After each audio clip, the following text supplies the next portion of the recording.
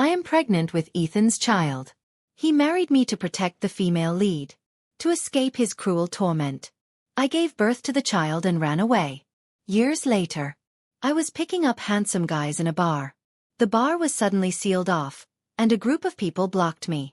The elegant man smirked coldly and patted the child beside him. Go on, call her mommy. Welcome to listen to my full sweet love series novel. I'm the blogger and I'm Twilight's novel.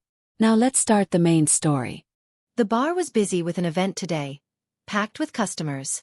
When I walked in, everyone in unison called me Boss Lady. A young man in a white shirt sat at the bar, looking lost. I took the initiative to chat him up. Rescuing beautiful, wayward boys is my hobby. I bought him a drink. Alex looked at me, then shyly averted his gaze. We exchanged a few words.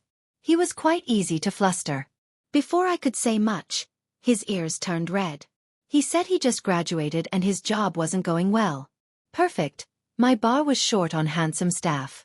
Want me to introduce you to a job? I guarantee you'll earn more than now. My bar attracts many wealthy patrons. Tips are plentiful. Alex looked at me in surprise. Just as we were about to exchange WeChat contacts. Sudden commotion erupted at the entrance. Before I could react, a fleet of black cars surrounded the bar outside. Well-trained bodyguards in suits efficiently blocked the exits. I thought my bar was being shut down. But when I saw the license plate of the lead car, my blood froze for a second. I immediately pressed the emergency button. Turning around, I bolted towards the back door. As the back alley door opened, a familiar figure leaned against a car door, idly playing with an old-fashioned metal lighter. Serena, you've run so many times, yet you haven't learned a thing. Ethan lifted his gaze slowly. A faint smile touched his lips, but it carried a chilling coldness. Since high school, I knew I was inside a book. I am the vicious supporting female character in the story. The future me becomes obsessively infatuated with the male lead, Lucas, often scheming against him. I harmed the female lead, Olivia, causing her to lose the ability to play piano. The villain, Ethan, resents me and married me solely to torture me. Ultimately, I end up paralyzed and spend my remaining days in a mental asylum. After awakening to this knowledge, I worked hard to bring the male and female leads together early. Ethan despised me intensely for this. Through a twist of fate, Ethan and I had a one-night stand, and I got pregnant. After marrying me, Ethan remained that same detached, cold presence. If it weren't for the child, he probably would have tortured me beyond recognition as per the book's plot. 4 years ago, on the day I gave birth, I had an escape route planned. Inside the operating room, as the infant's first cry rang out, it was also the trumpet call to my freedom. I'd run for so long. Never imagined Ethan would still find me. Patrons in the bar scattered in panic. But that handsome college student shielded me with his body. Serena, are they here to cause trouble for you? Don't be afraid, I'll call the police. I smiled bitterly and stopped him. It was useless. No one in business or politics dares to challenge Ethan. Ethan stared at us, his gaze turning several degrees colder. A little boy stepped out of the extended Bentley. His eyes were unervingly calm for a child his age. Ethan patted his shoulder. Go on, call her mommy. The mini version of Ethan hesitated for a few seconds before walking up to me. He didn't speak, just silently studied me.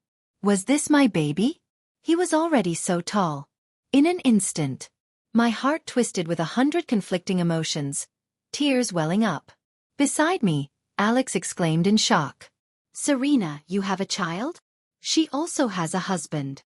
Ethan's icy voice cut in. Alex met his predatory gaze and instantly trembled, too scared to speak. Ethan took me away.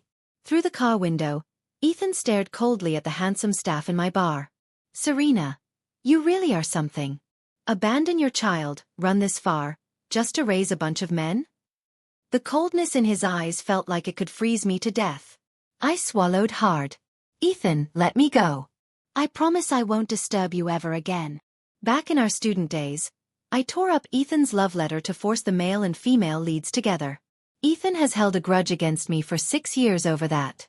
He glanced at me. Begging for mercy already? It's too soon. He enjoys the feeling of tormenting his prey. Before, He locked me in the villa, cutting off contact with my friends. I never want to experience that suffocating imprisonment again. The car started moving. The scenery outside the window sped backwards. Panicked, I looked at him.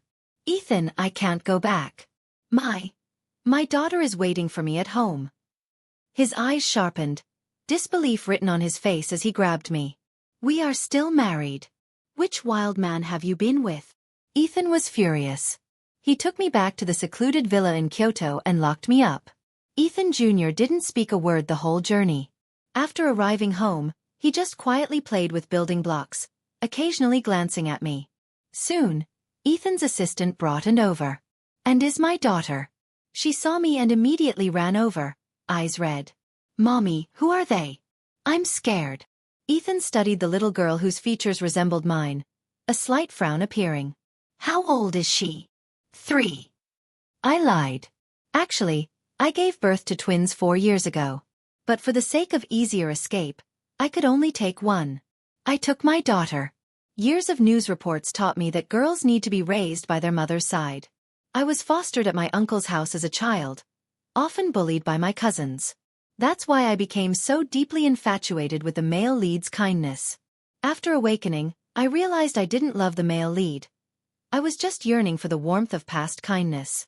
Ethan's eyes frosted over like winter ice. Less than a year after leaving me, you found a new lover? Serena, you really have guts. And shrank into my arms, too scared to look at the cold-faced bad uncle. She whispered timidly. Mommy, let's go. I want Uncle Leon. Hush, we'll leave in a couple of days, I soothed her. The man across from us looked like storm clouds had gathered over his face. During dinner. And was initially very frightened. But sitting next to Ethan Jr., she started chatting with him. Brother, were you brought here by the scary uncle too? Brother, do you know where this is? Brother, do you go to school? I feel like I know you. Ethan Jr. remained silent, but she happily chattered on anyway. And has always been a little chatterbox. Ethan Jr. looked into her bright, lively eyes, hesitated, then silently gave her the last shrimp from his plate. Eat. A low, childish voice. Ethan couldn't help but glance at him. Ethan told me Ethan Jr. has mild autism since birth.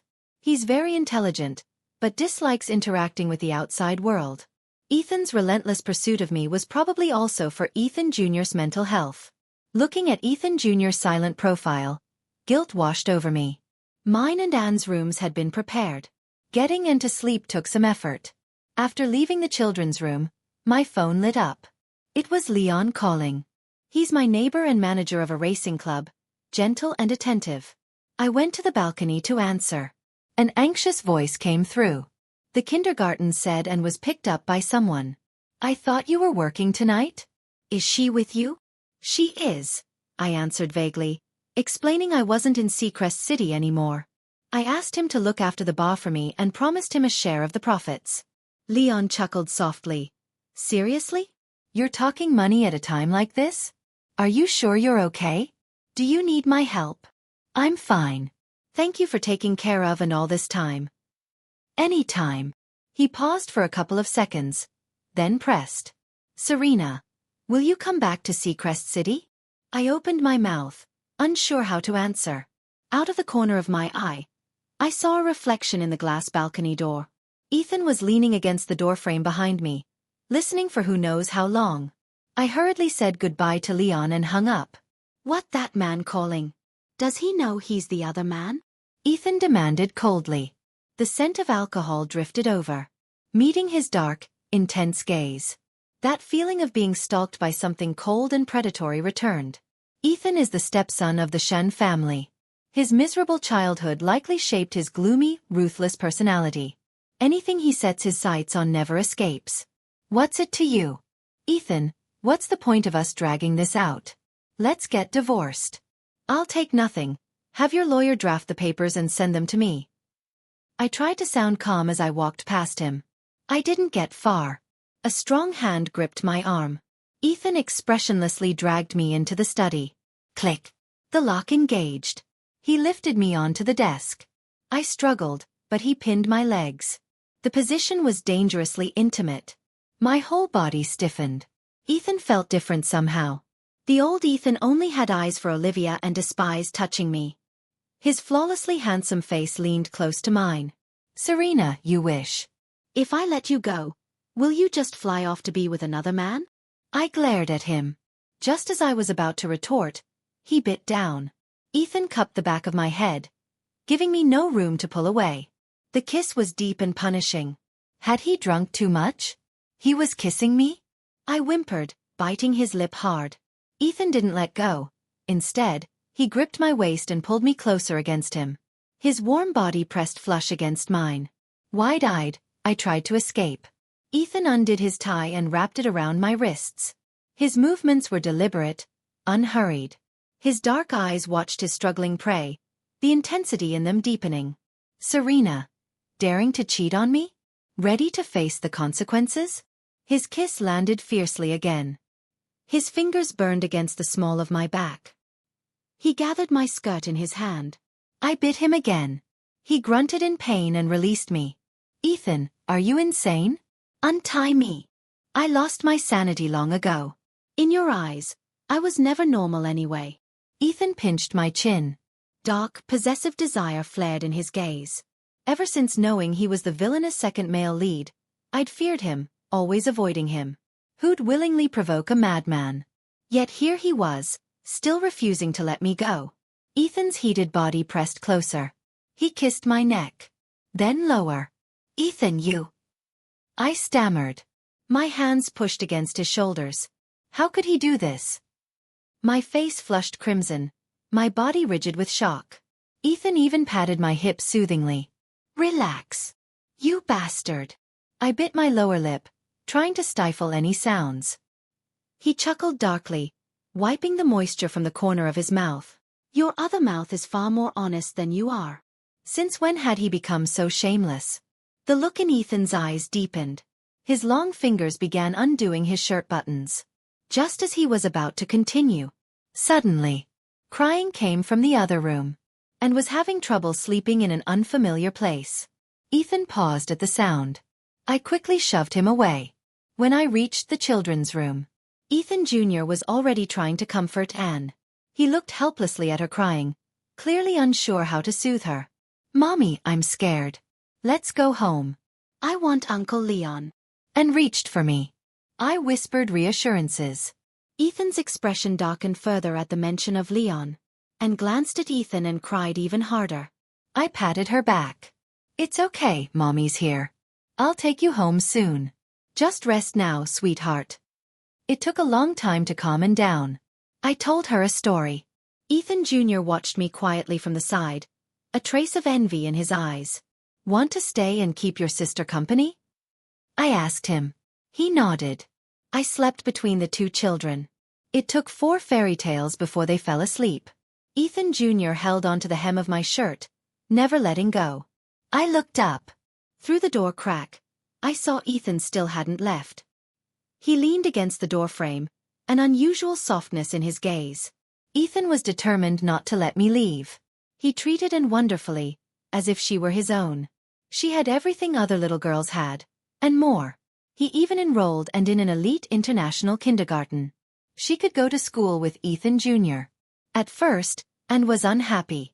But spending more time with Ethan Jr., she began clinging to him. And is adorable and popular wherever she goes. But I never expected her to be called to the principal's office by the 3rd day. I went to the school. The homeroom teacher told me Anne had hit someone. Looking at the 2 boys, one plump, one thin, with scratch marks on their faces, and didn't look much better.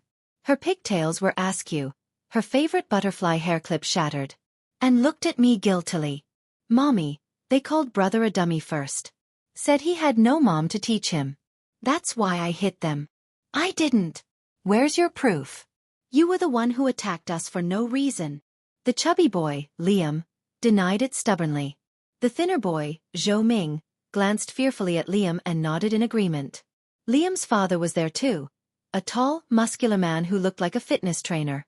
Mr. Lee tried to smooth things over with the teacher, dismissing it as childish roughhousing and suggesting we drop it. I snorted coldly. "Drop it? Needles don't prick your skin, so you don't feel the pain?" You insulted my son, bullied my daughter. No one leaves until I get an apology.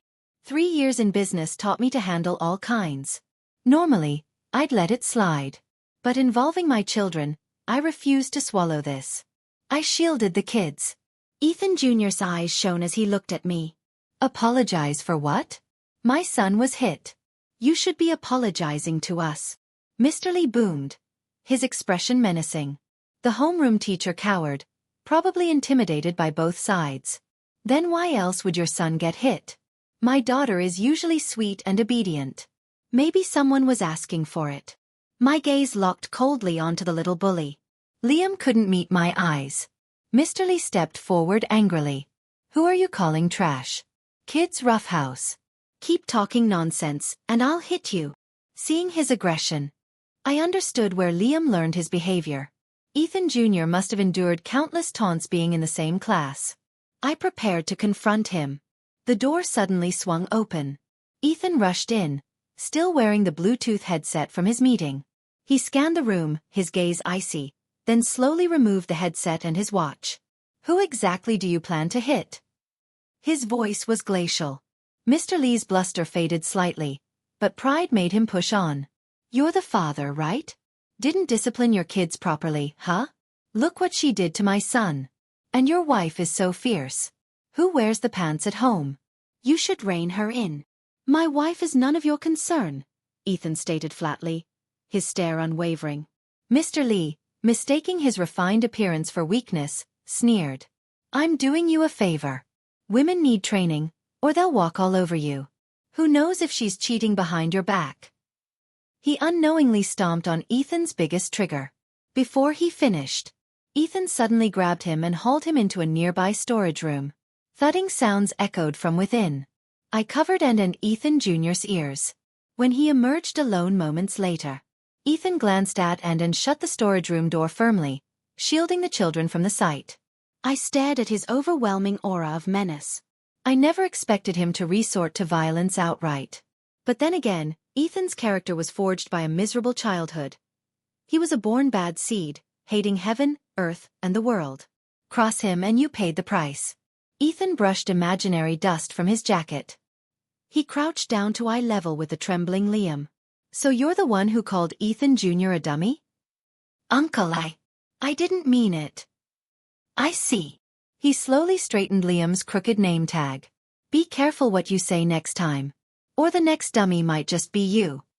It was an open threat, delivered with a face like cold marble. Liam was petrified, tears instantly streaming down his face. Ethan stood up impassively, turning to the homeroom teacher. Mr. Lee, who do you believe owes an apology first? Mr. Lee, a middle-aged man, wiped sweat from his brow. Before he could answer, Liam was already shrieking through sobs at Ethan Jr. Ethan Jr. I'm sorry. I was wrong. Wah. I won't call you names again. Wah. Leaving the kindergarten, and looked at Ethan with stars in her eyes. Mommy, can Uncle Ethan come to all the parent-teacher meetings from now on? During dinner, I noticed a cut on Ethan's wrist from something sharp, probably from the earlier fight. He acted like it was nothing. Worried about infection, I quickly fetched the first aid kit to clean and bandage it. Ethan looked at his hand, now wrapped like a mummy's, and pursed his lips. How am I supposed to change clothes later? Meeting his sincere gaze, and considering he'd helped I decided to play servant this once. I fetched his loungewear from the closet. As I undid his tie, he had to bend down, letting me hook my finger around the silk. Ethan stayed silent, just watching me. The pressure was intense. I sped up, unbuttoning his shirt. The defined muscles beneath the fabric were revealed. His chest was surprisingly full and sculpted, the lines of his abs clear and striking. Since when did his physique improve so much? I averted my eyes, suddenly self-conscious. Looking up, I met his deep, unreadable gaze. The usually placid black pools now held ripples of emotion. Slowly, he leaned closer. His warm breath fanned my face. Just before our lips touched, I stepped back, shoving the clothes at his face. Okay, get dressed. After changing his top, My heart was pounding too fast. I wanted to leave. He grabbed my wrist, a teasing glint in his eyes. Aren't you going to help me with my pants? My hand hurts. Back when he fought 1 against 10, covered in blood, I never saw him shed a tear. I glared at him, exasperated. You're injured, not crippled. Stop pretending. I shoved him and quickly escaped. After that day, and said Liam hadn't been seen at school, she heard he transferred. Even the homeroom teacher was replaced by a gentle woman. I knew it was Ethan's doing. He always repaid every slight, no matter how small. One evening, I went to pick up the kids. The weather was nice, so I planned to take them to the amusement park. I hadn't spent enough time with Ethan Jr. The doctor said his condition was congenital, but communication could help. Before we even reached the park, I ran into Leon at the kindergarten gate. He wore casual clothes, still the same gentle gentleman. What are you doing here? I asked, surprised. I was worried sick about you, so I came to check. Leon smiled and immediately hugged his leg. Leon pinched her cheek. Princess Anne, long time no see. Did you miss me? Yes. I instantly understood, and must have secretly given him the address using her smartwatch. He'd been managing my bar all this time. It was truly a lot. I treated Leon to a meal nearby to catch up. The kids finished eating and played in the adjacent play area.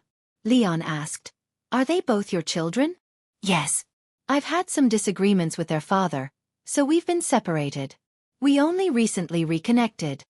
I sighed. Suddenly, a hand covered mine. "Serena, if you're willing, I could be their stepfather. I'd work hard to make you all happy." Leon's voice was earnest, filled with courage. I was stunned, awkwardly pulling my hand back. I'd never felt that way about him.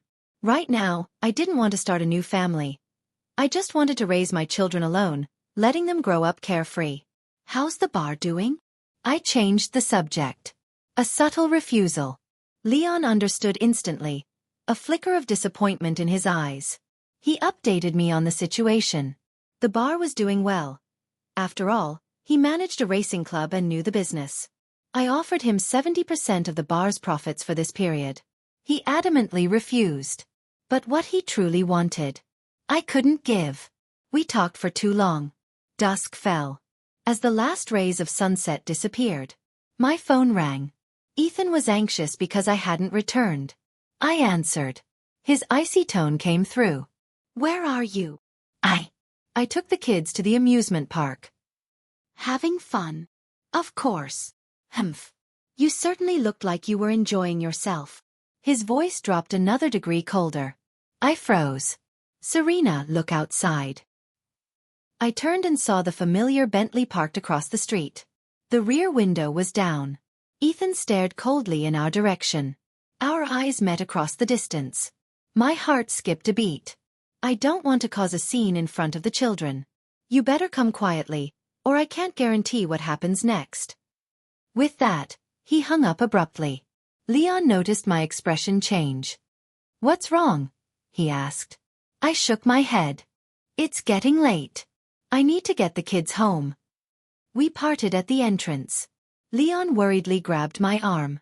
"Serena, are you in trouble? If you need any help, just tell me." I felt an icy stare piercing through me. I quickly pushed his hand away. "Leon, thank you. See you next time." I hurried away with the children. The atmosphere inside the car was heavy. Ethan stared expressionlessly at his laptop screen, as if willing it to combust, and tugged my sleeve. "Mommy, I didn't say goodbye to Uncle Leon. When can I see him again?" Before I could formulate an answer, snap. The laptop was slammed shut forcefully. Ethan gritted his teeth, visibly suppressing his fury, trying to sound calm. "And that man just now. Is he the Uncle Leon you mentioned?" "Not your father. Mommy says my daddy died a long time ago." And sensed his dangerous aura and shrank deeper into my arms. He shot me a venomous look. "Serena, how very impressive. What kind of love makes a woman live like a widow for a man?" Love wasn't the reason. Fear was real. I ignored him, soothing and telling her to focus on her homework later. Back at the villa, Ethan looked thunderous. He pulled me into the bedroom, saying we needed to talk. The moment the door closed, he pinned me against the sofa. I struggled. Ethan wedged himself between my legs, trapping me. Furious words hissed near my ear. Tell me honestly, how many other men are out there? If I tell you, will you let me go? Not a chance. The ferocity and dark possessiveness in Ethan's eyes intensified. Then I have nothing to say. I refused to let him know and was his child. I'd never win custody. I'd already lost Ethan Jr. I couldn't lose Anne too. Who is Anne's father? How did you meet? Why did you have a child for him? Were you madly in love? Do you still pine for him even after he's dead? Ethan's rage was volcanic. Long-suppressed jealousy grew thorns inside him. A living rival he could handle. A dead one? How could he compete? I kept my mouth shut. Frustrated, he bit my lip in punishment. The kiss was aggressive, stealing my breath. He cupped the back of my head, preventing any retreat. Serena, how dare you treat me like this? How dare you laugh so happily with others, yet never spare me a kind look? His voice was hoarse with emotion. He dragged me into the bathroom. His black suit jacket fell to the floor. His heated body pressed against mine. Seeing his sculpted physique made me both embarrassed and flustered. Ethan, what are you doing? I'll prove I'm better than any of them. His gaze burned as he kissed my neck. His hands locked around my waist. Ethan tilted my chin up. That night, I prefer not to remember. Ethan kept me suspended between extremes. He denied me release yet forbade surrender. He demanded truth from my lips. I refused. This was my punishment. Admittedly, his skills were formidable. Twice, he changed the tangled sheets. Absolute beast. The next day, I ignored him. My silence stretched for weeks. Meanwhile, Ethan confined me. No outings permitted. Staff handled school runs. He confiscated my phone. His gilded cage felt suffocating again. Each breath became a struggle. But Ethan's schedule overflowed. His watchful eyes couldn't cover every moment. At month's end, he traveled to Luocheng. His departure felt rushed. I knew the truth. He sought Olivia. Her marriage to Lucas was crumbling. The perfect opening for the villain. Olivia always commanded his fiercest urgency. Sometimes I envied the novel's heroine. Adoration surrounded her. While I, the vicious side character, endured a cursed childhood without cause. In this world true love felt impossible. A knock interrupted my thoughts. And crept inside timidly. Mommy, I'm ready. Tonight. We'd escape Kyoto. And I reached the main gate. Guard shift rotation provided cover. But the electronic lock demanded a code. Ethan's meticulous security trapped us. Wrong passwords flashed red repeatedly. Footsteps echoed behind us. Ethan Jr. stood there in pajamas, watching silently. Moonlight silvered his small frame. I'd asked him countless times to flee with us. Always he shook his head. Once he'd whispered, Daddy's heart would break. Now I thought he'd plead for us to stay. Instead, he clasped my pinky finger. Stepped forward. Typed the code. The gate clicked open. His silent help stunned me. And then I slipped through. Ethan Jr. watched from behind the iron bars. His expression remained unervingly calm. But I knew, beneath the stillness, emotion churned.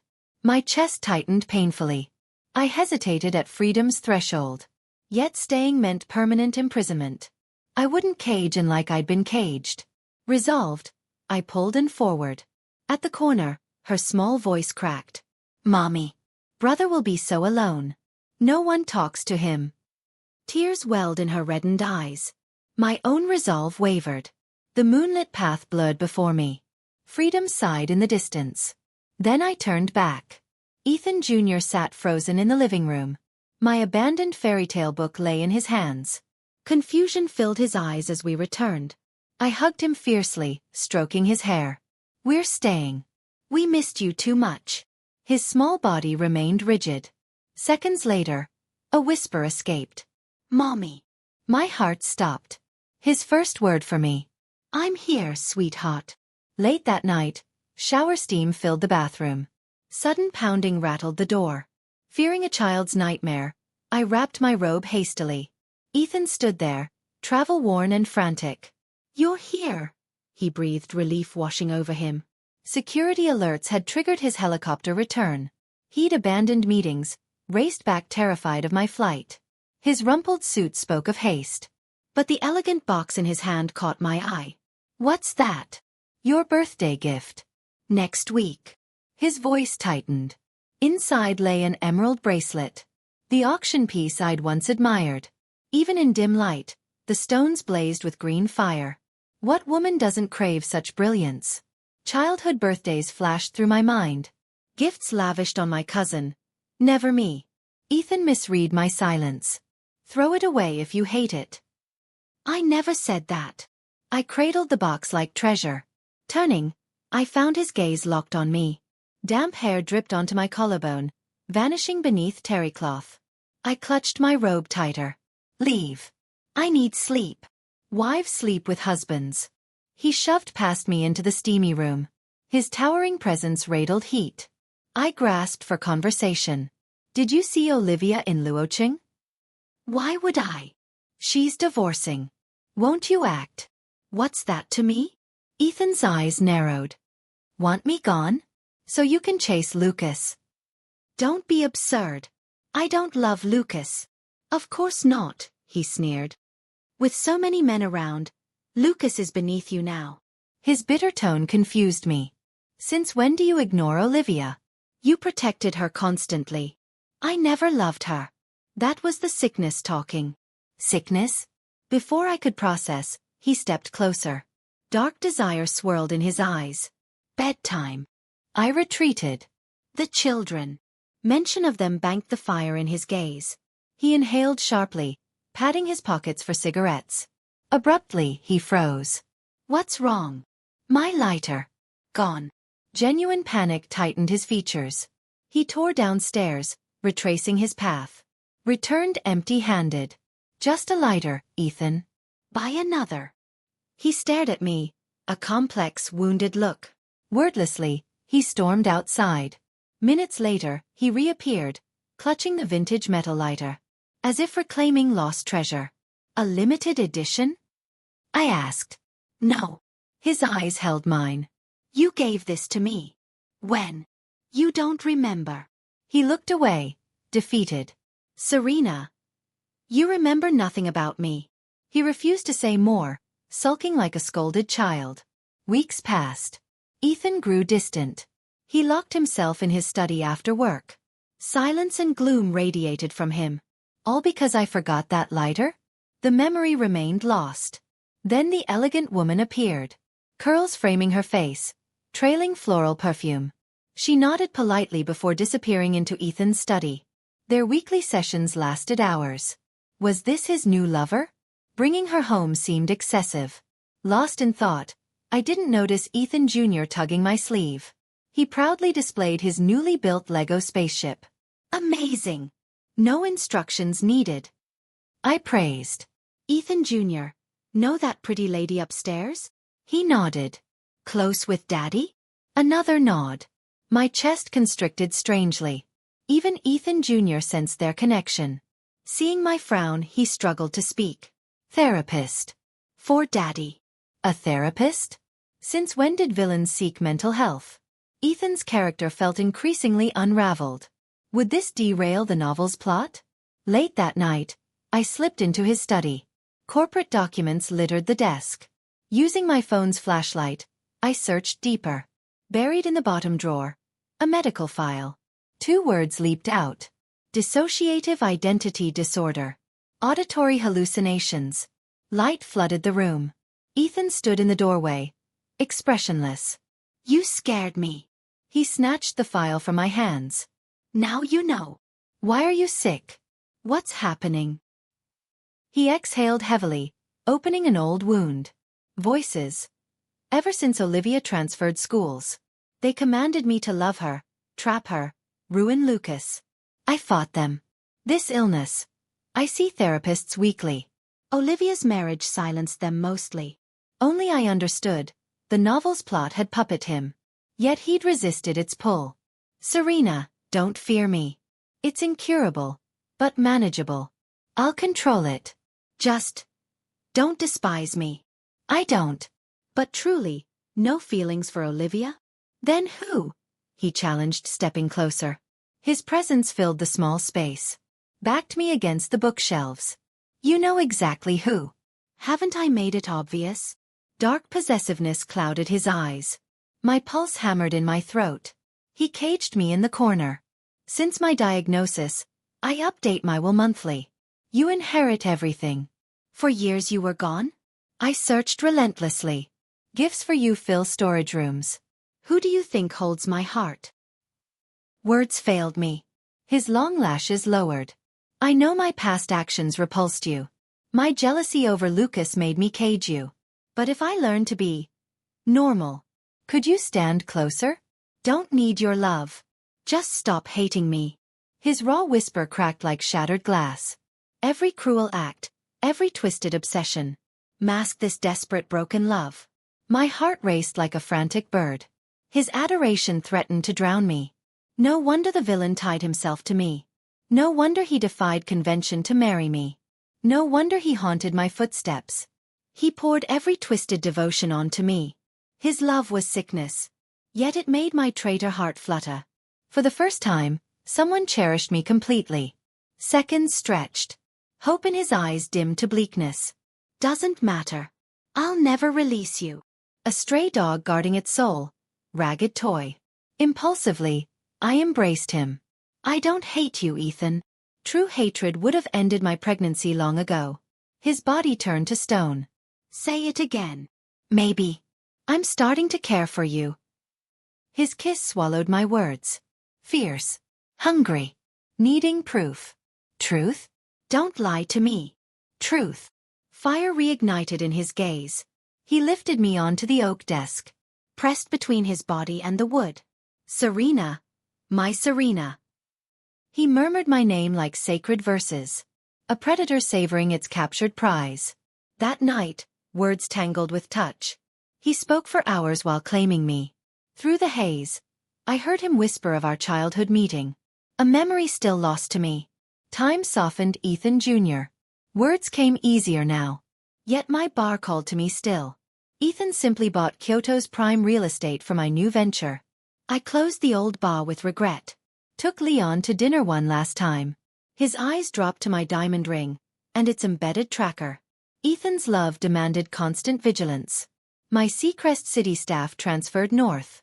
Alex, the shy college student I'd once flirted with, joined us too. Soon, the new bar buzzed with patrons. Late one night, Ethan arrived with mango cake.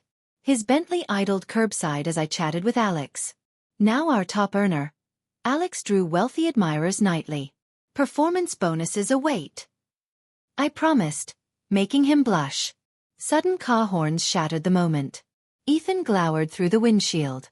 Cake in hand, I slid into the passenger seat. He eyed Alex's nearly transparent uniform shirt. Dressed like that? Who's he seducing? Standard butler uniforms, I countered weakly. His knuckles whitened on the steering wheel. Driving home, his question hung sharp as glass. Keeping secrets, Serena? I choked on frosting. Had he uncovered mine? Does hiring male dancers count? I hedged.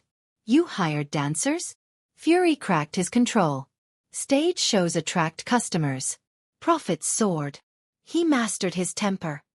Anything else? Nothing. His silence felt lethal. Home. He slammed a document onto the counter. DNA analysis.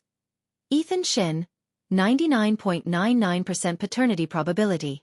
Anne's medical checkup included bonus testing. How long would this charade have lasted? Cornered against the kitchen island, I forced a weak smile. Meant to tell you. Forgot. Forgot. He gripped my waist, eyes volcanic. But claiming I was dead?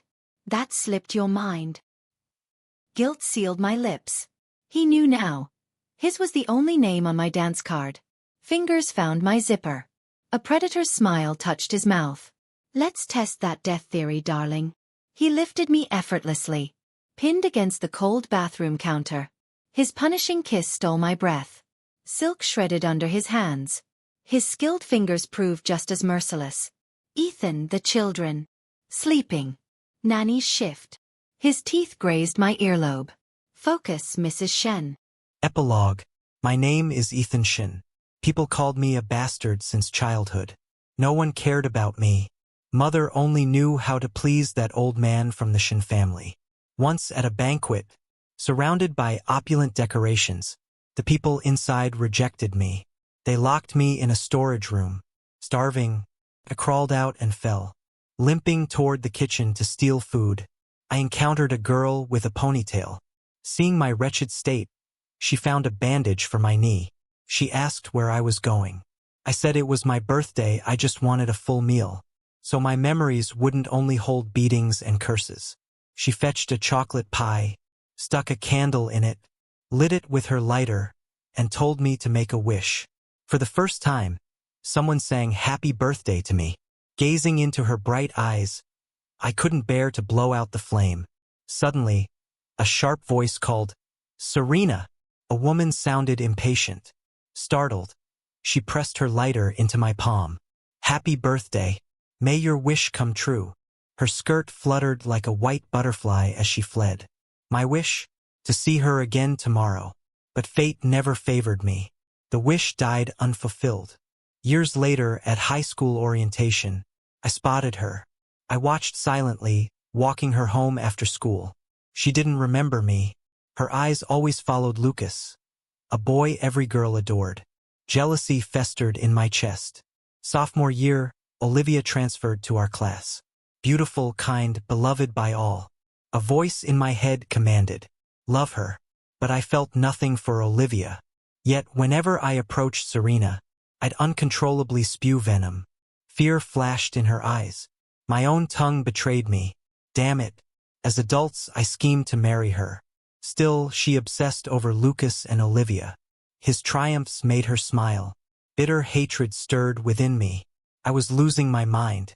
Dark thoughts finally erupted. I locked her away, severing all outside contact. When Olivia married, the voices faded.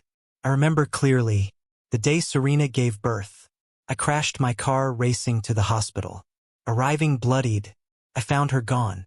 She'd left me a son. She hated me so deeply, she abandoned our child too.